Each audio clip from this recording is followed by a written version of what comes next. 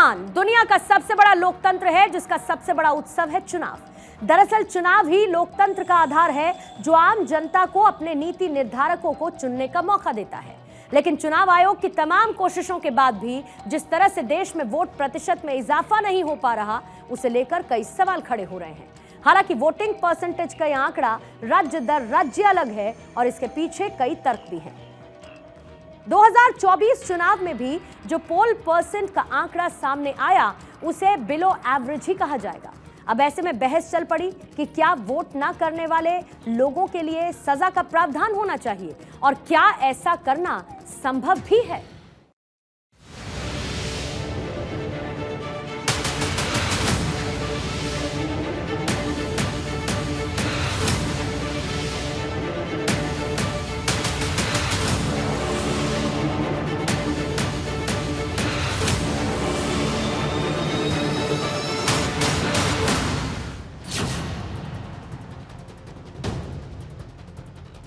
हिंदुस्तान 18वीं बार अपनी लोकसभा चुनने के लिए वोट डाल रहा है।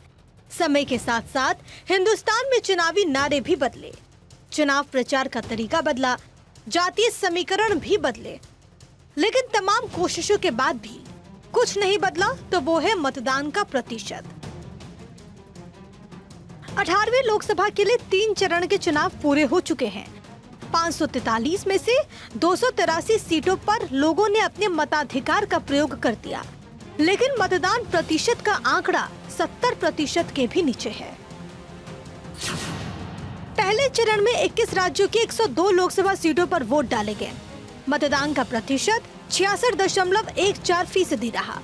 दूसरे चरण में 13 राज्यों की 88 सीटों पर वोटिंग हुई और मतदान प्रतिशत रहा 66.71।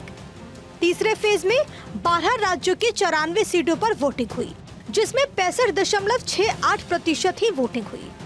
वहीं 2019 में 67.4% वोटिंग हुई थी और इस बार भी वोटर टर्नआउट इसी के आसपास रहने की उम्मीद है। ऐसा नहीं है कि हर राज्य में एक जैसे हालात हैं।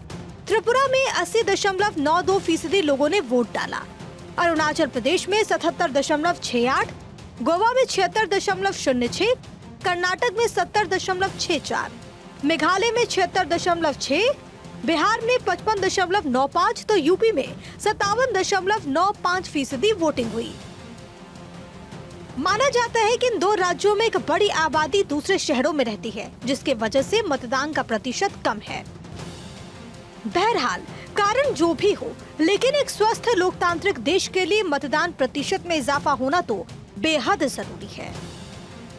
अब ऐसे में सवाल है कि क्या वोटिंग में नदारद रहने वाले लोगों के लिए सजा का कोई प्रावधान होना चाहिए। इसके पक्ष और विरोध दोनों में तर्क है। इसे लेकर बीजेपी के सांसद बची सिंह रावत ने 2004 में एक गैर सरकारी विधेयक पेश किया था। विधेयक में तर्क दिया गया कि अनिवार्य मतदान नहीं होने पर नेगेटिव वोटिंग का औचित्य नहीं है। वहीं इसके विरोध में विधेयक की भावना ठीक है, लेकिन प्रावधान पूरी तरह से गलत। सजा में समर्थन में कहा गया कि दुनिया के 32 देशों में ये व्यवस्था अनिवार्य है और लागू भी है। वहीं विरोध में भारत की स्थिति का हवाला दिया गया। कहा गया कि ऐसा छोटे देशों में संभव है, क्योंकि बड़ी संख्या में लोग अपना घर छोड़कर कमाने और बाकी काम के लिए दूसरी जगहों पर रहते हैं। विधेयक में तीसरा तर्क था कि सजा के प्रावधान को लागू करना पहले मुश्किल था, जो अब बेहद आसान है। वह इसके विरोध में कहा गया कि सरकार इस पर समिति बनाकर विचार कर सकती है। बहरहाल एक तरफ जहां चुनावी प्रक्रिया के खर्चों में प्रचार करने के स्टैंडर्ड में इजाफा हो रहा है, तो ऐसे में बहुत जरूरी है कि चुनाव आयोग और सरकार इसके लिए कोई प्रावधान करे।